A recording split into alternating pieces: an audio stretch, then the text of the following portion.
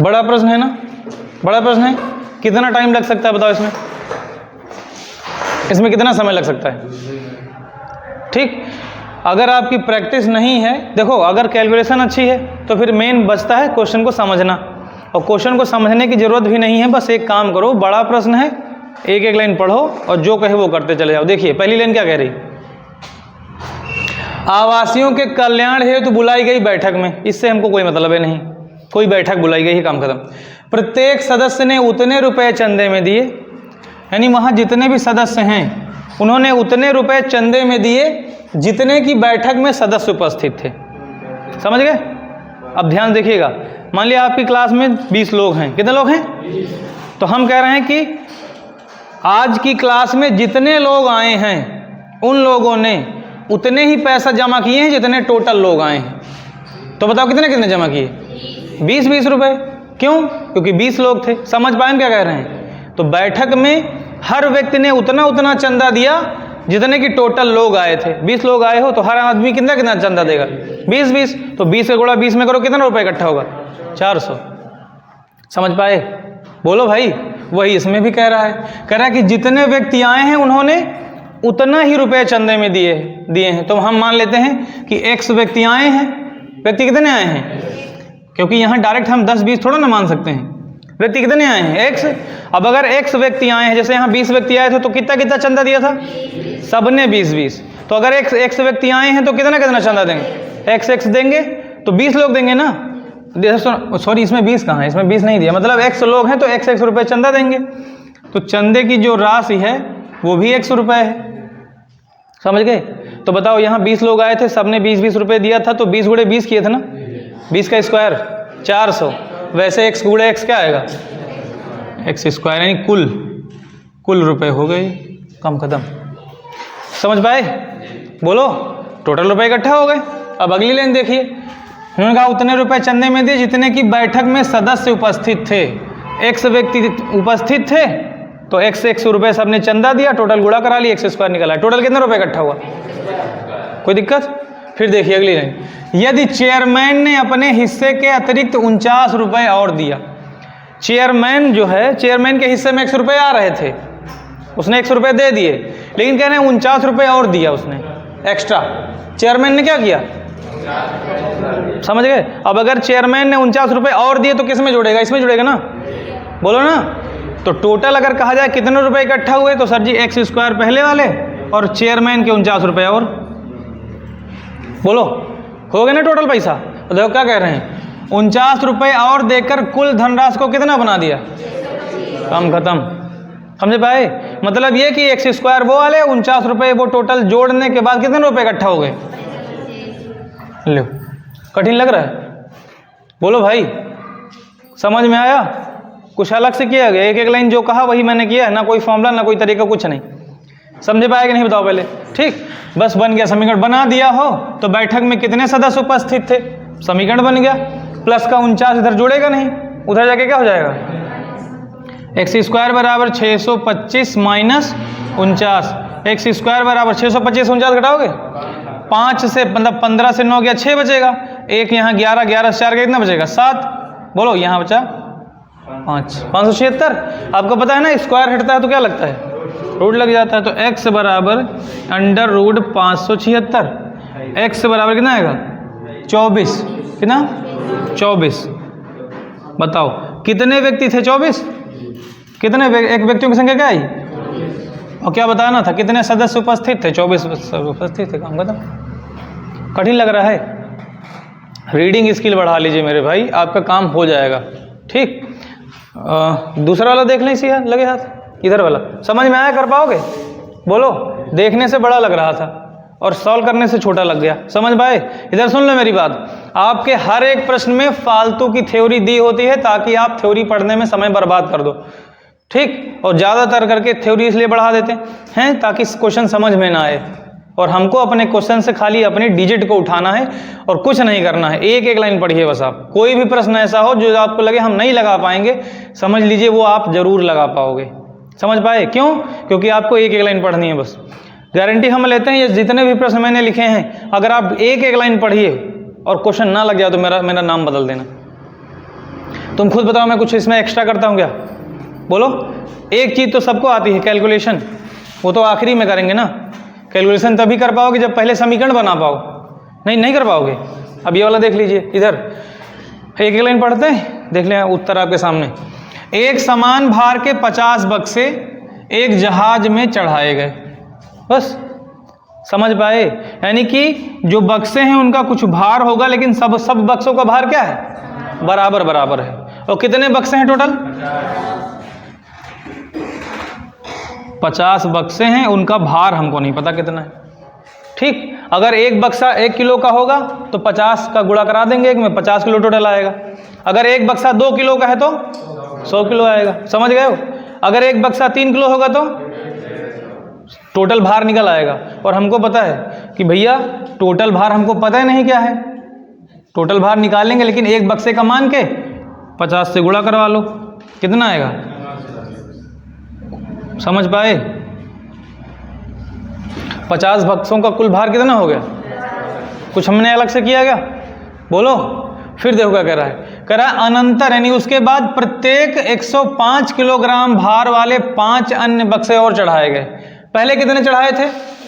नहीं, ये तो भार था, पहले 1 थोड़ा ना चढ़ाए थे, पहले 50 चढ़ाए थे। करें उसके बाद जो है 105 किलोग्राम के 5 बक्से और चढ़ा दिए। अब बताओ भार बढ़ेगा कि कम होगा? बिल्कुल बढ़ेगा। 105 किलोग्राम के 5 बक्से और चढ़ा दोगे तो इस वाले भार में ऐड होगा नहीं होगा? बोलो। तो उसके बाद जो है 5 बक्से 105 किलोग्राम, कोई दिक्कत? 5 बक्से 105 किलोग्राम के टोटल निकल आएगा ना। 50 525 आएगा सीधा, तो 525 हमने लिख दिया। बोलो, समझ गए?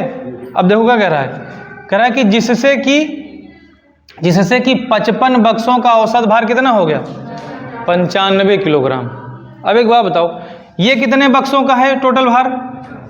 और ये टोटल कितने बक्से हो गए? भाई 50 ये 5 ये 55 बक्से, और 55 बक्सों का कुल भार आएगा 50x + 525। आएगा नहीं आएगा? बताओ। बोलो। 50 बक्से का इतना भार, 5 बक्से का इतना भार, 50 5 55 बक्से, और भार कितना आया? बोलो। 50x + 525। और ये कह रहे हैं कि उन्हीं 55 बक्सों का जो औसत भार है वो 95 किलोग्राम है। बताओ, अगर राशियों की संख्या को औसत से गुणा कराएंगे क्या निकलेगा? योग निकलेगा। इनके हिसाब से कह रहे हैं कि 55 बक्सों का 95 से गुणा करा दो, टोटल निकल आएगा। तो बक्से इनके हिसाब से 55 बक्से और सबका औसत कितना?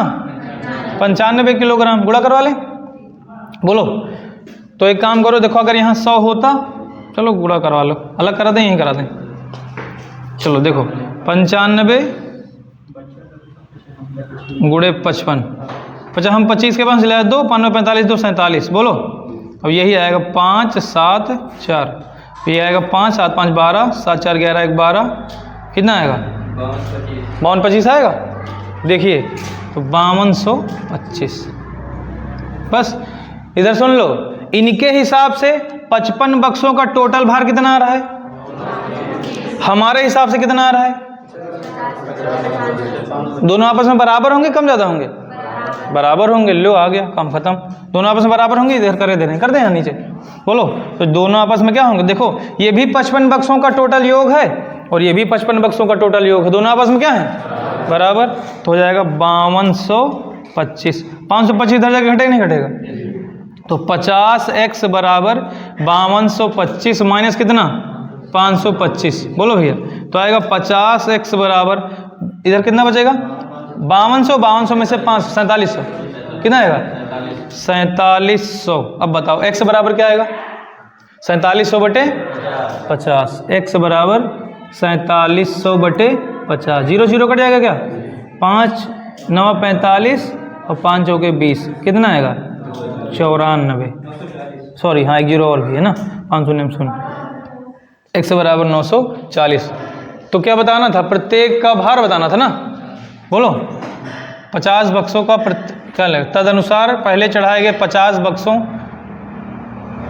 बक्सों में प्रत्येक का भार बताओ, कितना आएगा? 940। देखो उसमें ऑप्शन में होगा, है देखो 940। समझ पाए? क्योंकि पहले का हमने कितना वजन माना था एक सबका? बोलो, देखो ध्यान से, एक का x किलोग्राम माना था तो x कितना 940 आया है ऑप्शन।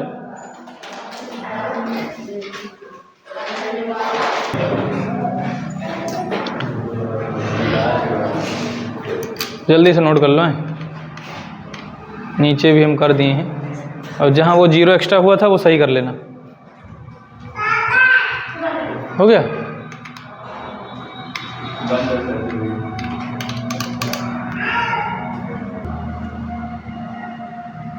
ठीक, सुनो, कह रहा है यदि, ध्यान सुनो भैया, और यदि m तथा n और इन ब्रैकेट n बड़ा है 1 से, ऐसी पूर्ण संख्याएं हैं। इतनी लाइन देखो खाली बस। ठीक, चलो हम मान लेते हैं कि आपकी समझ में ये दोनों चीजें नहीं आई होंगी। बोलो, आपकी समझ में ये दोनों चीजें नहीं आई होंगी, लेकिन ये तो आया होगा। बोलो, कितना आया होगा? समझे? ये तो समझ में आया होगा क्या कह रहा है। चलो कुछ नहीं जानते हो, इतना जानते हो नहीं, ये क्या लिखा है? पूर्ण संख्याएं। तुमका लगा सर जी यू का चीज है, चलो कुछ ना जानो। पूर्ण माने क्या होते? पूरी पूरी। और संख्या मतलब नंबर, संख्या मतलब। तो ये कह रहे हैं कि जो इससे पहले ये जो ABCD हमने लिखा है वो एक संख्या है और पूर्ण संख्या है। क्या है? पूर्ण संख्या का मतलब वो 1 है, 2 है, 3 हो सकती है, 4, 5, 6, 7, 8, 9, 10, 11, 12 कुछ भी हो सकती है। पूरी होगी बस। वो 2.5 नहीं हो सकती है, वो 3.1 नहीं हो सकती है। समझे पाए कि नहीं? वो होगी तो पूरी संख्या होगी। क्या होगी? और पूर्ण संख्याएं जो होती हैं हम आपको बताते हैं। पूर्ण संख्याएं जो होती हैं उनमें ऋणात्मक संख्याएं भी होती हैं और धनात्मक भी होती हैं। अच्छा समझ गए? कोई भी संख्या हो दुनिया की, बस उसमें दशमलव ना लगा हो, वो पूर्ण संख्या होगी। समझ गए? -1 पूर्ण संख्या है, 0 पूर्ण संख्या है, 10 पूर्ण संख्या। तुम्हारे मन में जो कुछ भी तुम पूरा बोल सकते हो अंक, चाहे प्लस लगा के बोलो, चाहे माइनस लगा के बोलो, चाहे शून्य को बोलो। समझ गए? वो पूर्ण संख्या होगी। क्या होगी? अब बताओ, हम आपसे कहें 1 लाख पूर्ण संख्या है कि नहीं है? बिल्कुल सर, पूरी संख्या तो पूर्ण संख्या होगी। लेकिन हम आपसे कहें 5.2 नहीं है। क्यों? क्योंकि पॉइंट लगा हुआ है। क्या है? तो पूर्ण संख्या का मतलब पूरा अंक, चिन्ह चाहे जो लगा हो, चाहे माइनस लगा हो, चाहे कम, खत्म। यानी ये कह रहा है कि इससे पहले ये जो 2 संख्याएं लिखी हैं, ये क्या है? ये पूर्ण संख्याएं, पूरी संख्याएं हैं। हो सकता है कोई 10 हो, कोई 15 हो सकता है कोई 20 हो, कोई 22 हो, कुछ भी हो सकता है। हो सकता है कोई -10 हो, कोई -50 हो। ये कह रहा है, और इससे कोई लेना देना नहीं। बस लेकिन एक चीज और कह रहे हैं कि m भी एक संख्या है, और ये जो संख्या है n इन ब्रैकेट क्या, n की वैल्यू 1 से बड़ी है। n का मान क्या है? 1 से बड़ा है, मतलब n का मान 0 नहीं होगा, ना तो माइनस में होगा, प्लस होगा, और 1 से ज्यादा होगा। यानी n का मान 2 हो सकता है, 3, 4, 5, 6, 7, 8, 9, 10, 11 कुछ भी हो सकता है, लेकिन 1 या 1 से नीचे नहीं हो पाएगा। समझ गए? बोलो, ये कंडीशन दे रहे हैं। फिर देखो क्या कह रहे हैं। और m, जो m है वो भी n के बारे में कहा गया कि जो n है वो 1 से ज्यादा होगा, लेकिन जो m है वो एक पूर्णांक होगा। बस वो एक पूर्णांक होगा, वो 1 से कम भी हो सकता है, 1 से ज्यादा भी हो सकता है, और शून्य भी हो सकता है। समझ पाए? अब आगे देखिए, पूर्ण संख्याएं हैं, इतना इन्होंने कह दिया कि m की पावर n, यानी कि कह रहे हैं कि अगर हम m की पावर पे n लिख देंगे, क्या लिख देंगे? n लिख देंगे, तो उत्तर कितना मिलेगा? 121 मिलेगा। और आपको पता है सर जी, जो m होगा, क्या m होगा, और जो n होगा, n जो होगा वो 1 से बड़ा होगा। क्या होगा? मतलब यहां पावर पे जो भी लिखा जाएगा वो 1 से ज्यादा ही होगा। क्या होगा? ठीक। और जो m है उसकी जगह पर वो चीज लिखी जाएगी, वो शून्य भी हो सकता है, वो 10 भी हो सकता है, वो -10 भी। इसके लिए कोई कंडीशन नहीं। समझ गए? m के लिए कोई कंडीशन नहीं, लेकिन n के लिए कंडीशन है। n कितना होगा? 1 से अधिक। ठीक। अब देखिए, हमने आपको हमेशा बताया है, और उत्तर इसका बताना है। यानी अगर हम m और n का मान निकाल लें, यहां रख दें, तो उत्तर मिल जाएगा, नहीं मिल जाएगा? अब देखो, m और n का मान यहां से निकलेगा। m की पावर n बराबर 121। हमने आपसे हमेशा बताया है, पावर में n लिखा है ना, अगर n का मान चाहिए तो इधर भी पावर बनानी पड़ेगी, क्योंकि आधार बराबर आधार के तो घात बराबर। समझ में आया? अब आपको पता होगा कि 121 का मतलब होता है क्या? 11 का स्क्वायर। क्या समझ गए? बोलो अब बताओ इधर, तो आधार किसके बराबर है? m का मान क्या आएगा? 11 आएगा। m का मान समझ, क्यों? क्योंकि सर जी 11 टूटेगा नहीं। अगर यहाँ पे 10 होता है, सुन लो इधर ध्यान से, अगर यहाँ पे 10 होता, 10 का मतलब 2 गुणे 5 होता है। क्या होता है? तब हम ना कहते कि m का मान 10 आएगा। समझ रहे हो नहीं? बोलो क्यों? क्योंकि 10 दो संख्याओं में विभाजित हो सकता है, लेकिन 11 विभाजित होगा? 11 एक अभाज्य संख्या है, 11 एकम 11, एक इसमें हमेशा छुपा होगा। 2 गुणे 5 जब आएगा तो हम नहीं कह पाएंगे। मान लिया यहाँ पे 10 आ जाता, m की पावर n बराबर 2 गुणे, मतलब ऐसा आ जाता 10 की पावर 2 आ जाता, 100 होता, तब हम ना कहते कि m बराबर 10 होगा। क्यों? क्योंकि सर जी m की पावर n जो है वो 10 जो है 2 गुणे 5 में टूट सकता है, इसलिए नहीं पता कि m का मान 2 होगा कि m का मान 5 होगा। समझ पाए? बोलो इस कंडीशन में आपको यहाँ पे एक आधी कंडीशन और दी जाती। समझ रहे हो नहीं? लेकिन यहाँ पे देखो 11 जो आया है, क्या 11 टूट सकता है? 11 के गुणनखंड हो सकते हैं? नहीं हो सकते हैं। 11 केवल 11 से कटेगा या तो 1 से कटेगा, और 1 तो हमेशा इसमें छुप जाता है ना गुणे में, तो m का मान क्या आएगा और n का मान क्या आएगा? 2, काम खत्म। और उत्तर किसका बताना है? m-1 की पावर n+1, ये बताना था। m का मान क्या है? बस। और n की जगह पे क्या रखोगे? 2 + 1, 11 में से 1 गया और 2 1, 10 दहम्मा 100 दहम्मा 1000 हो गई। बोलो समझ पाए? कठिन है नहीं, ये बस उतना कठिन है जितने यदि दूध का मूल्य 60 रुपए किलोग्राम से बढ़कर 70 रुपए किलोग्राम हो गया, महंगा हो गया कुल मिला के, क्या हुआ? एक बात बताओ, अगर कोई भी वस्तु महंगी हो जाती है और आपके घर में उस चीज़ का पैसा फिक्स किया गया है कि हर महीने इतने रुपए की ये चीज़ लानी है, सस्ती आएगी तो उतने ही रुपए में ज़्यादा मिल जाएगी, और अगर उसका रेट बढ़ गया तो उतने ही रुपए में वो क्या होगी? कम मिलेगी। तो वही कह रहे हैं कि यदि दूध का मूल्य 60 रुपए प्रति किलोग्राम से बढ़कर 70 रुपए प्रति किलोग्राम हो जाता है तो एक व्यक्ति को दूध की खपत कितने % कम कर देनी चाहिए ताकि खर्च समान रहे, मतलब खर्च में परिवर्तन। अब देखिए हम कैसे करते हैं। पहले रेट क्या था? 60 रुपए का 1 किलो, ठीक, समझ गए? बाद में रेट क्या हुआ? 70। कुछ ने कहा था कि सर जी लीटर में आवत है, ठीक है, मान लेना लीटर में आवत है, लेकिन अब जो समस्या दी हम वो हिसाब से करवे कि ठीक है सर, हो सकत कि पनीर बना खरीदत हुए दूध का, पनीर तो किलो में नापी जाता है कि भाव लीटर में नापत? किलो में वो 1000 ग्राम, वो 900 ग्राम। सुने? चले देखें। अब देखिए भैया, तो ये पहले रेट क्या था, बाद में कितना है? 70, ठीक। अब ध्यान सुनो, जब 60 रुपए प्रति किलोग्राम इसका रेट था, किसका?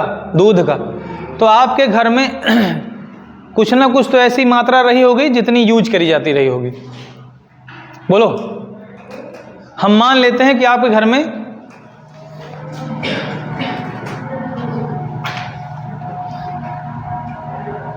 हर महीने 70 किलो दूध लग जाता है। हमने 70 किलो इसलिए माना ताकि कैलकुलेशन में गुणा भाग करने में दशमलव ना आए। आप 1 किलो मानोगे तब भी उत्तर आएगा, 10 किलो मानोगे तब भी उत्तर आएगा, 50 किलो मानोगे तब भी उत्तर आएगा। अच्छा, 70 किलो क्यों माने पता चला? ताकि डिवाइड करने में दशमलव में आंसर ना आए। अच्छा, समझ गए कि नहीं? क्यों? क्योंकि 60 और 70 का 4200 आएगा। बोलो, और 4200 60 से भी कट जाएगा और 70 से भी कट जाएगा, इसलिए हमने किया। समझ गए? पर अभी अगर 100 मान लेंगे तो 100 तो 60 से हो जाएगा, पर 100 70 से नहीं कटेगा, और 70 से काटने में फिर 100/7 70 आ जाएगा, तो दशमलव में लाना पड़ेगा। इसलिए हमने क्या मान लिया? उसको 70 मान लिया। अब बताइए, ध्यान सुनिएगा, ये क्वेश्चन नहीं आपके घर की बात है। 60 रुपये प्रति किलोग्राम दूध है, 60 रुपये प्रति किलोग्राम, और आपके घर में हर महीने 70 किलोग्राम दूध का यूज होता है। तो बता सकते हो आपके घर में एक महीने में कितने रुपए दूध पर खर्च होता है? भाई 60 रुपए का 1 किलो, 2 किलो इसका डबल, 3 किलो इसका ट्रिपल, 70 किलो, इसका 70 गुना हो जाएगा। कितने रुपए खर्च हुए? 4200 रुपये। 4200 रुपये टोटल खर्च कितना? समझे पाए? बोलो बोलो भैया, 4200 रुपये दूध पर खर्च होते हैं। क्लियर हुआ? बोलो। और आपके घर वालों ने कहा कि हर महीने 4200 रुपये ही खर्च करना है हमको, चाहे दूध महंगा हो और चाहे दूध सस्ता हो, 4200 रुपये ही हम हर महीने खर्च करेंगे। अब बताओ, जब 60 रुपये में दूध होगा तो 70 किलो मिलेगा, कितने रुपए में? अगर यही दूध 60 रुपये से 70 रुपये में हो जाएगा तो कम मिलेगा कि ज़्यादा मिलेगा? उतने रुपए लेके जाओगे, 4200 रुपये ही दुकान पे लेके जाओगे, लेकिन जब वस्तु महंगी हो गई तो मात्रा कम मिलेगी। समझ गए? अब जब अगले स्टेप में आए, जब दूध 70 रुपये में हो गया, दुकान पे गए, कहा कि भैया जितने रुपए हर महीने देते थे उतने रुपए दे रहे हैं, उतने का दूध दे दो, चाहे महंगा हो चाहे सस्ता। रुपए उसको आपने दिए 4200। बोलो। और उसने क्या किया? 70 रुपये से भाग करवा के कहा भैया 60 किलोग्राम मिल पाएगा। अब पहले कितना मिलता था हर महीने? पहले 70 किलोग्राम मिलता था, अब कितना मिलेगा? 60 किलोग्राम मिलेगा। बस। अब बताओ, पहले हर महीने तुम्हारे घर वाले मिलकर 70 किलो दूध उड़ा देते थे, अब कितना उड़ाएंगे? अब सबको कम कम मिलेगा ना, कि ज़्यादा ज़्यादा मिलेगा? तो कितना अब बताओ, आपके घर वाले कम कम दूध खाएंगे कि ज़्यादा ज़्यादा? कितना कितना कम खाएंगे? 10 किलोग्राम कम खाएंगे अब हर महीने। देखो ना, घर में खपत 10 किलोग्राम दूध की कम हो जाएगी। क्यों? क्योंकि उस पर खर्च फिक्स है, तो 10 किलोग्राम जो है कमी हुई। समझ गए? और किस पर? 70 रुपये पर। और परसेंटेज के लिए 0 कटेगा, 100/7। बस इधर देखो, 7 दूनी 14, सॉरी 7 एक कम 7, 7 एक कम क्या बचा? बगल में गया, बगल में गया 30, 7 चौक 28, क्या बचा? 2 दशमलव लगाया 20, 7 दूनी 14, क्या बचा? कितना बचा? 6, 7 8, यही आपका आंसर है। 14.28% की कमी कर दें तो खर्च पर कोई परिवर्तन नहीं होगा। कोई दिक्कत? नोट कर लो, फिर अपने टॉपिक पर चलते हैं।